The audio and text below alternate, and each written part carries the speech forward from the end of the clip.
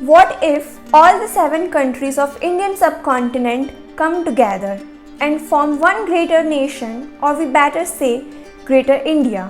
What if the partition of 1768, 1907, 1947, 1948 and 1971 never happened? Hey guys, I'm Sunana. Welcome to my channel Unwind with Sunana. And in this video we're gonna unwind the possibilities of Indian subcontinent as one country. Indian subcontinent already existed since ancient times, but not as country but rather group of kingdoms and empires following Indian religion until early 13th century. If we talk about Indian subcontinent as one country, the great ruler of modern empire Ashoka already controlled Afghanistan, Pakistan, India, Nepal, Bhutan, Bangladesh, Myanmar, except the very south extremities of Tamil Nadu and Kerala in his empire. Before independence, the Greater India was already one, though it was never ruled entirely by one ruler, but almost of the subcontinent was ruled by emperors like Chandragupta Maurya of Mauryan Empire, Samudragupta of Gupta Empire and also Mughals. Even not only the subcontinent, Indian King Rajendra Chola first ruled Indonesia, Malaysia and some parts of Thailand too. Currently 7 countries exist in this region: India, Pakistan, Bangladesh, Nepal, Sri Lanka, Bhutan and Maldives. It's basically the modern empire recreated. What if all these countries united together, or we better say never got separated, forming the Greater India or Mahabharat? Well, the population would have hit the rocket. According to United Nations data, as of 7th December 2021, there would be 184 crore 39 lakh 38,044 people, or 1.84 billion, that is more than the entire population of China, which is 1,447,000,000. Yes, congratulations, we would be the world's largest populated new country. Or about 25% of the entire world's population, almost 1 out of every 4 people would be of Greater India. India, being the largest in the Indian subcontinent, dominates the region's gravity. But if we look at the subcontinent as one country, there are more than 2,500 ethnic groups in India alone. This describes the richness of the culture and ethnic diversity of this area. The land area of the new country would be 44 lakh square kilometers and still securing the same rank as India does, which is 7th largest country in terms of land area after Australia. In addition to 22 constitutionally mentioned languages, only the continent of Africa has a higher diversity of cultures, genetics and languages than India does. Well, if we talk about population density, then the new United Nation of Indian subcontinent would be having 389 people per kilometer square, which is less than the population density of India, that is 464 people per kilometer square. But most of these Indian ethnic groups can be divided between 2 major families. That is Indo-Aryans, which account for 73% of the hypothetical Greater India's population, and Dravidians, which account for 19%, with the remaining 8% being a mix of other smaller groups. To expand on that, the region's linguistic diversity is every bit as diverse as you would expect. The major languages spoken in the subcontinent will be as diverse as its culture, such as Hindi, Bengali, Urdu, Punjabi, Malayalam, Marathi, Telugu, Tamil, Gujarati, Assamese, Manipuri, Pashto, Sindhi, Kashmiri, Saraiki, Nepali, Bhojpuri, Maithili, English, Sinhala, Zonka, Sangla, Devehi, etc. 4 of the world's significant religions, Hinduism, Buddhism, Sikhism and Jainism, were born into India. While if we talk about the survival of Buddhism, The land that is India, in which it was born, was the same land where it died. After the end of Gupta Empire, which led to the loss of patronage and donations as Indian dynasties turned to the service of Hindu Brahmins, and due to the Muslim invasions, it lost its complete popularity in India. The GDP of the hypothetical new country, that is Greater India, would be its economy. It would have the combined nominal GDP of 3.5 trillion US dollars, which would still keep it at the world's fifth largest economy. But considering the GDP of India, which is 2.8 trillion, India alone is already at the fifth largest economy in the world. Where United States tops the GDP list with 19.485 trillion US dollars, followed by China with 12.238 trillion US dollars, Japan at 4.8 trillion US dollars, Germany at 4th with 3.6 trillion US dollars, and finally India or Greater India at 5th with 3.4 trillion US dollars, followed by United Kingdom at rank 6 with 2.63 trillion US dollars. The army would be, however, capable of supporting a very large military expenditure of 102 billion US dollars, with India alone at 72.9 billion US dollars, which is already the third highest budget in the world, after United States and China with 778 billion US dollars and 252 billion US dollars respectively. Adding in the soldiers from all 7 countries, the hypothetical Greater Indian Army would be the largest standing army in the world. If we talk about the communal population, the United India will have the largest number of Muslim population in the world, which accounts for around 56 crores Muslim, included 21 crores from Pakistan, 20 crores from India, 14.5 crores from Bangladesh plus 5.5 lakh from Maldives. Currently, India ranks 3rd in the largest Muslim population after Indonesia and Pakistan. The largest state of Indian subcontinent would be Balochistan, which will surpass the largest state of India, that is Rajasthan. It differs with a minute difference, Balochistan being 3,47,120 square kilometers and Rajasthan being 3,42,239 square kilometers.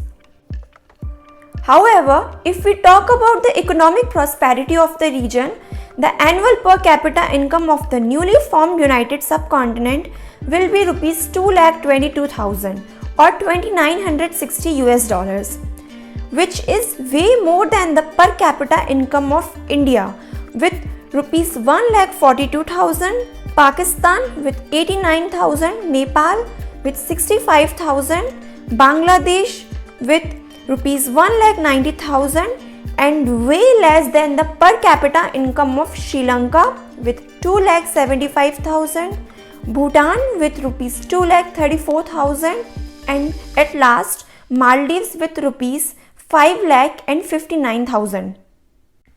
Moreover, if we see the nuclear strength of the newly formed nation, then the nuclear warheads of Pakistan, India combined would count 321, with 156 from India and 165 from Pakistan, and the Greater India will shift from rank 7 to rank 4 in terms of nuclear warhead strength. Currently, 9 countries in the world, namely United States, Russia, UK, France, Israel, Pakistan, India, China, and North Korea, possess nuclear arms. The world's nuclear armed states possess a combined total of nearly 13,080 nuclear warheads. More than 90% belong to Russia and the United States. Approximately 9,600 warheads are in the military service, with the rest awaiting dismantlement. Considering some geographical morphology changes, the coastal length of Greater India would increase to 11,611.6 kilometers. whereas India alone has the coastal length of 7,516.6 kilometers. Pakistan has 1046 kilometers, Bangladesh has 580 kilometers, Sri Lanka has 1340 kilometers and Maldives is 1129 kilometers. The number of big seaports in the Greater India would increase to 29, with India having 12 major seaports, Pakistan 4, Bangladesh 4, Sri Lanka 4 and Maldives having 4 major big seaports. Whereas the new international borders would shift to Iran, Afghanistan, China and Myanmar. India shares longest international border with Bangladesh, that is 4096 km long, which is the 5th longest border in the world. But now, when the hypothetical borders are rearranged, India shares the longest international border with China, that is 5950 km long, with India contributing 3488 km, Nepal sharing 1389 km, Pakistan doing 596 km and Bhutan sharing 477 km to it. And this new India-China border will be the 4th longest international border in the world. While we talk about total number of islands in the Greater India, then there will be approximately 2644 islands, with the share of 1382 islands from India, 1200 islands from Maldives, 30 from Sri Lanka, 20 from Bangladesh and 12 islands from Pakistan. After the unification, there will be 4 time zones in the country. Pakistan and Maldives having 5 hours ahead of UTC, India and Sri Lanka having 5.5 hours ahead of UTC, Nepal having 5 hours and 45 minutes ahead of UTC and Bhutan and Bangladesh having 6 hours ahead of UTC. Now, if this unification happened, let's talk about the advantages of it. We would have the best cricket team in the world, having Sachin, Dhoni, Dravid, Sehwag Hassan, Deshbandhu Sanath, Malinga, Shahid Afridi, Paras Kharka, etc. And we probably would have won every cricket World Cup. No wars between India and Pakistan. Huge savings in a lot of military budget because the enemy is already in your side. You know what I mean. And ultimately, money would be spent on other important issues.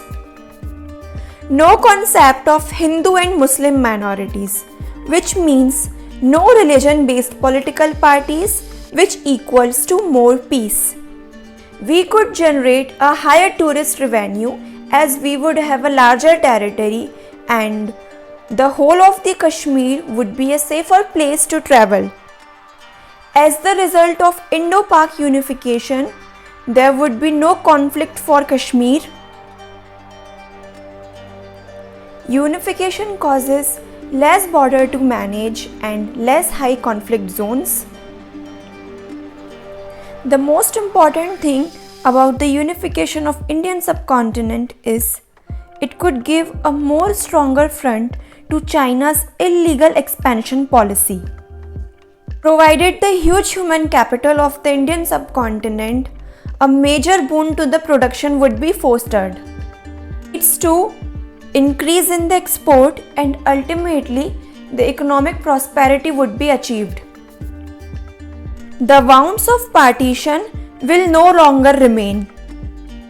Me being a Sindhi, our Sindhi community would have our ancestral Sindh province in one country due to the merge of India and Pakistan. As a result of unification, fusion of entertainment industry would take place. The partition of the country led to the partition of many families too. Indo-Pakistan reunion will unite all such disintegrated families as well. I feel more than the religion bonding, it is the regional and linguistic bonding that ties the subcontinent together. And India holds true to the saying, Unity in diversity.